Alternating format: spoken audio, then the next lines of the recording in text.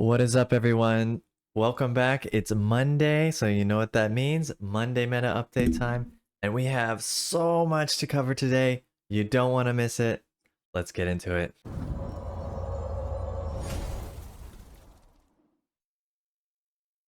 All right, so as I said, it's Monday again. Let's get into the things. Today we've got a banger of an episode.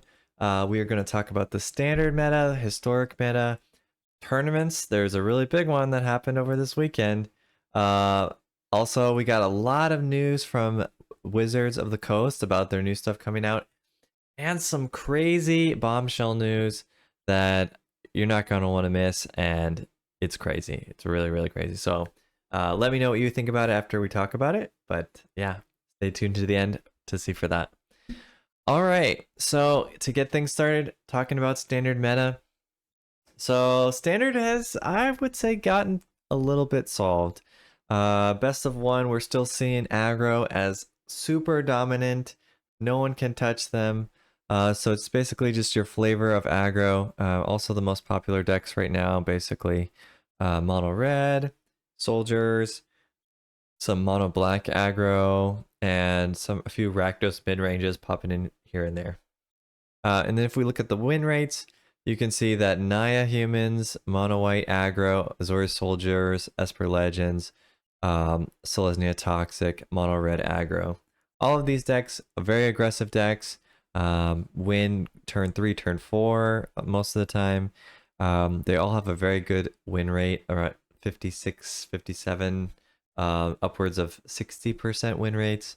So all of these are doing really, really well in best of one, and just pushes out most of the mid-range and most of the control decks in the format.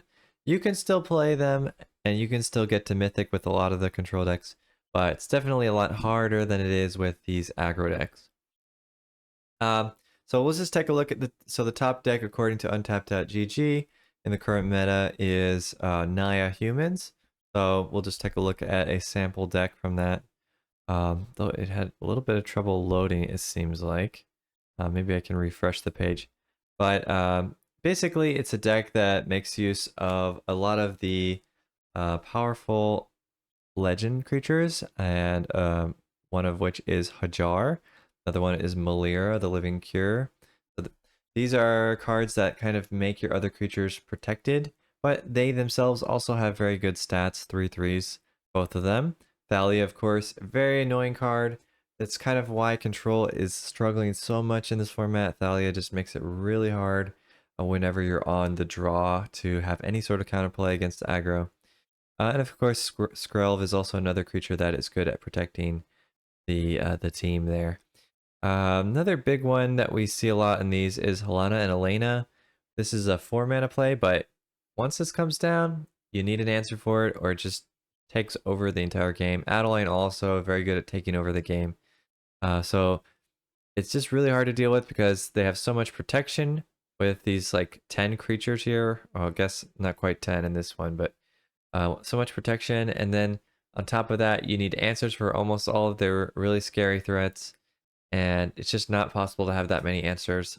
And if you don't get a sweeper exactly like on the turn you need it, and Thalia might even stop you from being able to do that, then yeah, you just get destroyed by this deck. So very powerful deck, not played as much as it ought to be, but is very, very strong. All right, and then if we go to best of 3, kind of we see the mid-range do a little bit better. So Esper Legends, Rakdos mid-range, 5-color domain, Rakdos mid-range. And this is because they can really play those like hoser cards that just dunk on the white cards and the red cards in their sideboards. So they can kind of abuse the fact that even though they're a little bit slower in game 2 and 3, they're going to have a big advantage against these aggro decks. And game 1 is not a lost chance. It's still around 55% win rate or something like that. But once they get their sideboards in there, they're going to win a lot more of those aggro matchups. So yeah, let's take a look at this one, Esper Legends. Again, Untapped is being a little bit funky for me. All right, there we go.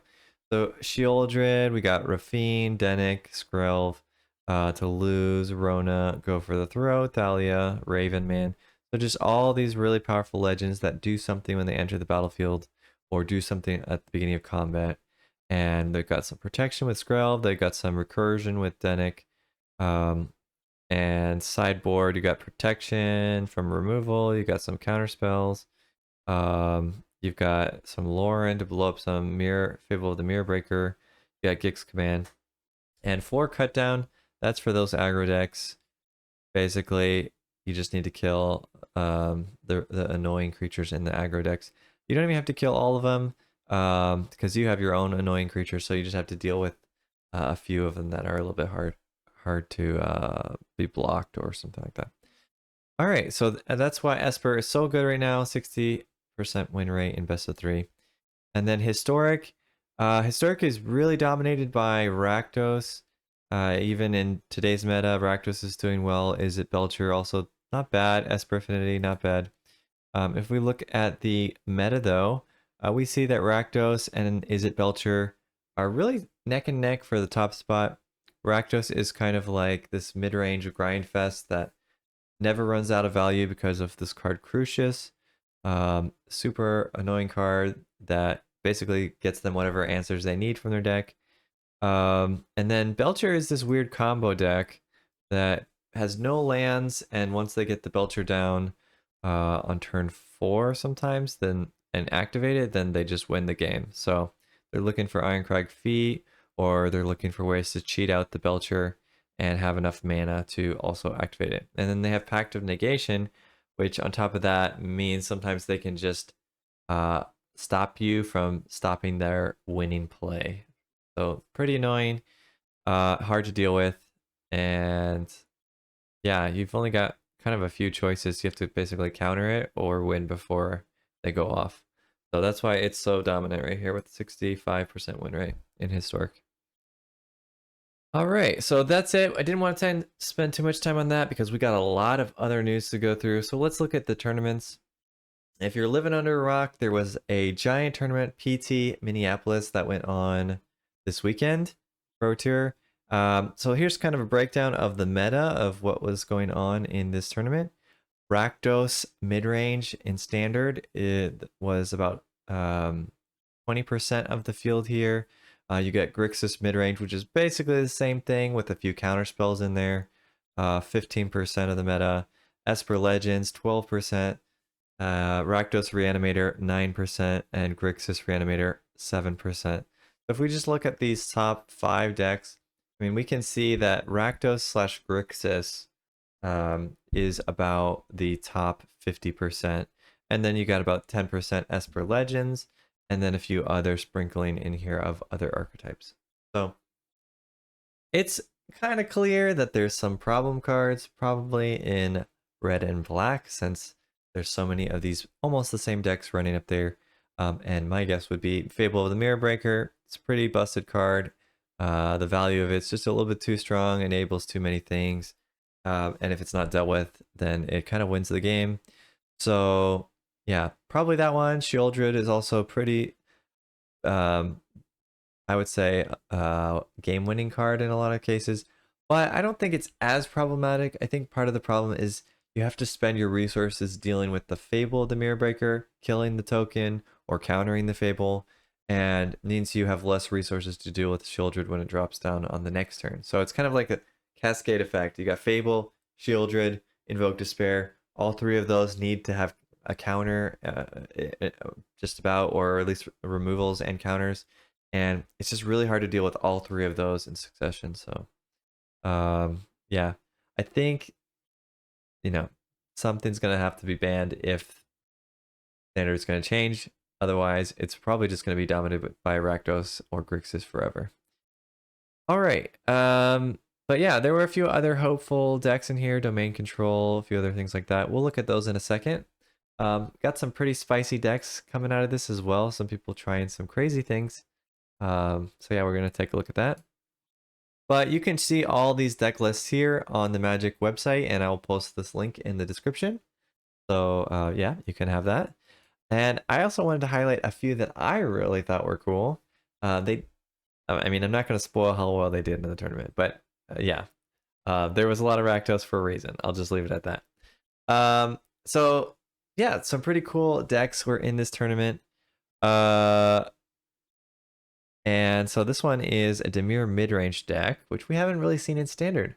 So somebody play tested this Nicholas Johnson, and they thought this was good enough to take to the PT, and they were confident in it. And it is pretty sweet deck. It's something that I didn't really get to try out. Fairy Mastermind, Chrome Host Seed Shark, and a Shieldred for life gain and Death Touch, and Shieldred is just a good card. But basically, you're playing like a blue-black mid-range control. And since Fairy Mastermind is flash speed, you know, you can hold up some other instance like go for the throat or make disappear or some of these other things. There's some draw, there's some counter spells. So yeah, you can decide, do I want to play my Fairy Mastermind or my counter spell? You can also flash in Fairy Mastermind when the opponent's like invoke despairing you and you get to pick up a few cards off of it. And you could do it when they're going to maybe draw off of the Fable of the Mirror Breaker to stop them from doing that, or if they do it, then you just draw a card. So pretty good right now in the format, good against Rakdos. So if you play it on the ladder, you probably have a pretty good matchup against Rakdos with this deck. The only thing I would say is you might struggle with aggro, so best of one might be a little bit weaker. We'll have to see if we can tweak some of this to be a little bit better in best of one. All right, next cool deck that I enjoyed, Jeskai Control. There's this version and there was another one I saw, but it's playing Chrome Host, Sea Shark, and Zergo and Ojutai. Both cards I didn't play in Jeskai that much, so pretty interested in seeing how this does. Also has a decent spread of the sweepers, 1 Sunfall, 2 Farewell, 1 Brotherhood's End. So in best one, you probably have to up this count a little bit or change it up a little bit, I'm sure. And this one is running Fable with the Mirror Breaker. I think the other one wasn't running this. It was just purely instant sorcery. But yeah, the Zergo and the Chrome Host Sea Shark, very cool in this deck. And making use of some of these counters that we don't see very often and some of the removal. So pretty cool Jeskai deck. No, they don't have the 4 mana artifact, the Mind Splice apparatus in here. So that's kind of interesting to see that they didn't go with that approach. But something I definitely want to try out on the ladder. Looks really cool. And then last one, Dimir Toxic. This is pretty close to the deck that I had, although this one is playing Vraska in there. And Chrome Host Seed Shark. Kind of crazy. But they have the Billa Skull Dweller, Venser, Voidwing, Liliana, which found that was very nice in there as well. Distorted Curiosity doesn't show up here for some reason, but this is the draw 2 cards for 1 mana if they have poison. You got Anoint with Affliction, which is... Which one is this? Oh, this is the exile 3 CMC or less. Unless they have poison, then you exile anything. So another very strong card. Experimental Augury for proliferate and finding your answers. Bring the ending, your counterspell. So they're really trying to get like 1 poison counter in there early with one of these early drops, and then proliferating with Vraska or the Augury and stuff like that. And then that turns on your removal, that turns on your counterspells, turns on your draw, and you just go to town and make a bunch of tokens. So very interesting. I would almost say it's like Dimir Toxic Control because it's not fully leaning into like the aggro version of this. But very cool deck. And I know this person, Benjamin Stark. I've seen them. I don't know personally, but I've seen them play games and do well in tournaments and things like that before. So yeah, it's cool. This deck they brought is very interesting for sure. All right. So those were my 3 picks from the PT of the ones I like the most. But of course there were other interesting brews, so we're gonna look at those in just a second. But before that, there were a couple other really big tournaments this weekend. We got the Pizza Box Challenge. Nothing super special in here. Rakdos and Grixis all at the top. Yeah, so those are really strong right now, as we've said. That's why we saw so many people bringing it into the PT one. We're also looking at this one. This is the second chance for the Pro Tour tournament. So again, Rakdos dominating this one. So many Rakdos in this one. So yeah, Rakdos just really, really good. And here's an example of one of the ones that did well. Chandra Hope Beacon is kind of like the new addition to it. And you're just using that to kind of copy your stuff, copy your Invoke Despair. This one is 4 of Duress. I guess expecting a lot of mirror matches because Duress is really only good against the Rakdos and the Grixis list. Not good against any of the aggressive decks. But in best of 3, the aggressive decks are not doing super hot. They're kind of tier 2, I would say, in best of 3. But otherwise, yeah, this is the deck. So Chandra is really the main new card added to this. You got Shieldred, you got Blood Tithe, and then Fable and Invoke Despair. So you have the triple threat: Fable into Shieldred into Invoke Despair. Scary times. All right. So yeah, let's look at a few of the other decks that people brought to the PT. So this is Sato, Keisuke Sato, and he said that he was thinking about these 2 decks to bring to the PT. So this is a Dimir Shell with the Shark, very Mastermind, kind of that control deck that we saw. I don't think that was him that brought it, but yeah, someone else brought that one. But it's almost the same deck as what Sato was looking into. So pretty cool there with the Shark and the Fire Mastermind. And then Domain Ramp, 5-color Domain Ramp. This was another popular deck from the tournament that a lot of people brought with Atraxa and a bunch of ramp cards and a bunch of control cards, and using the domain to get your cheap removal with the Leyline and herd migration and stuff like that. So yeah, pretty cool deck. This is, we saw this Nicholas Johnson. This is one we looked at as well. So he ended up bringing that Dimir mid-range deck, mid-range control.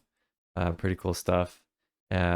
This was, I think, one of the Jeskai decks. This is not the one we looked at, but a lot of people brought this other Jeskai with the Sanctuary Warden in there and a few more sweepers. So that was also a very popular Jeskai deck.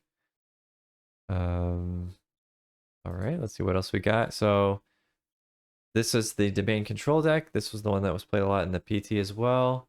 We just talked about it with the Atraxa and things like that. So I think these are kind of like the definitive decks that the meta of Standard is kind of formed into. You've got like the aggro decks, which lose in best of 3 at least. In best of 1, they just win everything. Best of 3, though, they lose to the mid-range decks. And then the mid-range decks don't really lose to anything, but they sometimes can be beat out by these over-the-top decks with Atraxa. Like this Domain one, or some of the Reanimator, Rakdos or Grixis Reanimator decks. But these Dimir ones we've never seen before, so I really don't know how this will pan out, but apparently in their playtesting it was beating the most of the decks in the format, so might be something here. You know we love Dimir on this channel. Definitely going to try some of these Dimir decks out, that's for sure. All right, and then just to round things up, so there was a historic deck list that got to #1 Mythic, and the season has just started, so that's pretty crazy.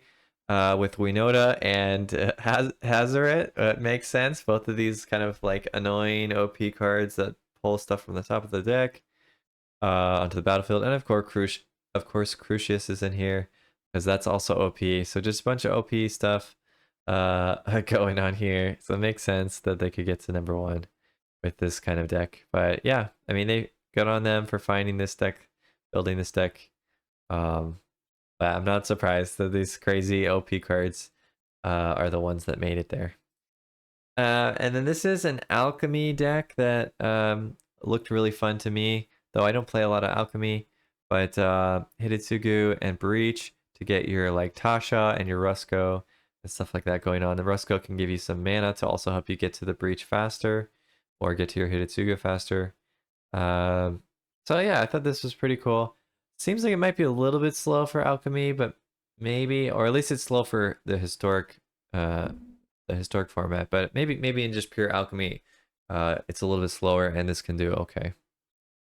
All right, sorry, I know we're taking up a lot of time. Let's talk about the Magic news. There is so much crazy Magic news going on. So it's a little bit overwhelming if I'm being honest. But we got like the March of the Machines, the Aftermath set, which they just talked about and announced. Basically, it's like a supplemental 30 card extra set that they're releasing that's standard legal. Um, I don't really understand it. And if you read the story at all, it's pretty crazy. Like planeswalkers lose their sparks and become legendary creatures. Sounds like a marketing ploy to me to sell commander cards, personally. Uh, and I don't really. I mean, I'm not gonna be like. I'm not gonna lie. The story has kind of jumped the shark for me personally. It doesn't really make a whole lot of sense, and there's a lot of inconsistencies, and they don't really give you the reason why things are happening. They just say it happened, believe us, and that's it. So, not a huge fan of the story right now, but yeah, there's some new cards, so that might freshen up standard a little bit with these new cards that are coming out. We'll see. We'll see. But hopefully we can get rid of some of this Rakdos meta, or so I hope. And then, okay, this is the crazy bombshell news. They made this announcement revitalizing standard. All of us were ready for September to come, ready for rotation to come, right? That's the big thing. You're like, yes, finally. Fable of the Mirror Breaker is going to be gone. Invoke Despair is going to be gone, right? We're so ready for that to be there. However, they announced that they're gonna keep everything for one more year. Like, why? Why? So standard is now gonna be a 3-year cycle instead of a 2-year cycle. So we still have to deal with all these crazy OP cards for another whole year. I'm hopeful, and a lot of people are saying it on Twitter, they're really hopeful that this means they're gonna ban those cards, because it's clear from this last PT that there's a problem in the Rakdos colors. Probably Fable of the Mirror Breaker needs to go, and maybe something else. Um, yeah, we'll see.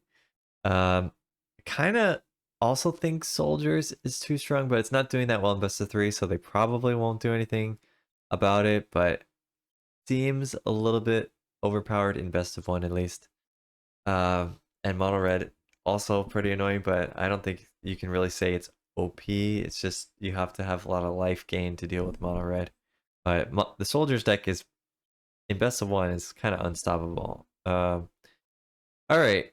So yeah. Anyway, so standard 3-year rotation. I don't know what they're thinking.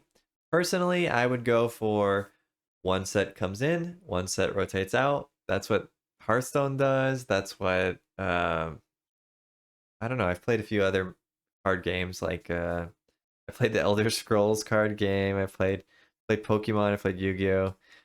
They all do something similar to that. So I don't understand why Magic doesn't do that. Like, why do you have to rotate a whole year's worth of cards out? And that's why people get upset and they say like it's too expensive to buy in paper, because if I want to play now, there's a year of cards that if I buy those cards, they're gonna rotate out and then I lose all my money. So if they just did one set at a time, you wouldn't feel like your investment was so like quickly gone. If you buy a card 3 sets back, it's not going to rotate out for you know the next 7 sets that come out or something like that. So you don't feel that bad. Even if you buy the second to last set in standard, you still have like 2 months to play with that before it rotates out. So I think they should have leaned with that.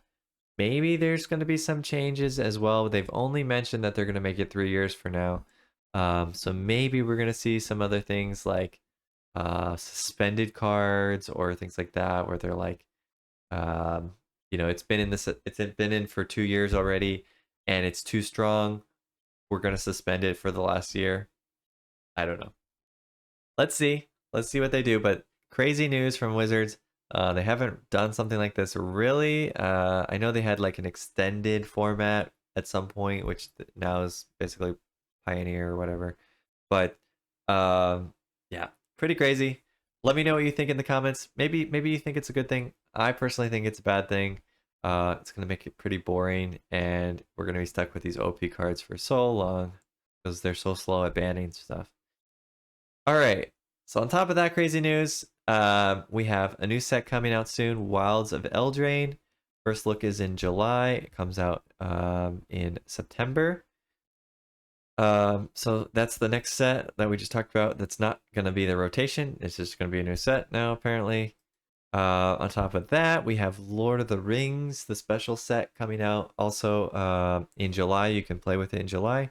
So most of those cards already got spoiled, but now they spoiled a few more, and I think maybe all of the cards are spoiled at this point. They also gave us some insight into how the Tempted by the Ring thing works. And for me, this was a pretty big downer, and almost makes me not want to buy into the set. Some people don't care, but I'm a pretty big Tolkien fan. I loved the movies, I read the books, and the ring was always like, it gives you power, but then eventually you have to pay the cost. Like, that's the whole point of the ring. It's like it tempts you because at first it seems cool, like, oh, you have some powers, and then at the end, you end up turning into Gollum or whatever, right? Or you get struck down by your conceit, like I forget the first king's name, but like it twists your mind and manipulates you, makes you do evil things, and then eventually you get killed. So I feel like, so right now they have it like each time you get tempted, it moves, you get these abilities. So you can't be blocked, and then you draw a card, discard a card, and then if somebody blocks you, then they sacrifice a creature, and then if you deal damage, then they lose 3 life. So all of it is upside. So it's like 4 upsides. I feel like they should have had this and then had the final step that if you get tempted one more time, then the creature dies. That would have been like the ultimate way to have this be like really true to the ring. It's like you can get tempted, you can use the tempting a little bit. Frodo can put the ring on a few times, but after he did it too many times, it was starting to make him go a little bit crazy, right? That's why Samwise had to like really help him out there at the end, and he was starting to get really aggressive towards Sam in the movies and the books and stuff. So, and then he had the burden, you know, like he's like, I lived 3 times a full lifetime because I had to deal with this ring, this burden. So that would have been, I think, the ultimate way to do this effect is like the last tempt is what kills you, kills your creature. But they didn't go with that, so it's a little bit of a bummer for me. But yeah, again, let me know what you think about this ring mechanic in the new set coming up. All right, on top of that, that's not all the news. We still got more. So Doctor Who fans, there's the new Doctor Who Commander decks are coming out soon. So we're gonna look at that in July, and then October is the launch of that. I'm a huge Doctor Who fan, so I'm probably gonna buy one of these. I play Commander as well, so something that is interesting to me. But we'll see. I know it's a little bit of a money grab, and they want to do the crossovers, but I still think it's pretty cool. The Doctor Who stuff. So, in case you're a fan, here's some of what they announced. So they have 4 different Commander decks. There's this one for the 4th Doctor. Actually, it's the first 8 Doctors. So this is a BANT deck. So we don't really know what it's about. We just know it has stuff with the first 8 Doctors on the cards. Each of the cards is supposed to be like a special art as well. So that's really cool. And then this one is Timey Wimey. This is 9th, 10th, and 11th. So these are the Doctors I grew up on. So I really love these ones. We got the 12th and 13th Doctors, so the newest ones. And then you have all the Doctor's enemies, which is also really cool and tempting. We got the Daleks, the Cybermen, and the Master, and stuff like that. And it's Grixis, which I love Grixis. So very tempting to either get this one or, for me, the 9th, 10th, and 11th Doctors. So we'll see. But I'm probably going to get one of these. Let me know what you think. Do you think it's just a big cash grab from Hasbro? I mean, it pretty much is, but they know where to hit me, that's for sure. All right, and then the last announcement. This is just a small one, but they're launching MTG Arena on Steam finally. So doesn't really matter for me because I'm already using the Epic Games launcher to run this. But having it on Steam makes it a little bit easier, and the updating tools on Steam are definitely better than the updating tools on the Epic launcher.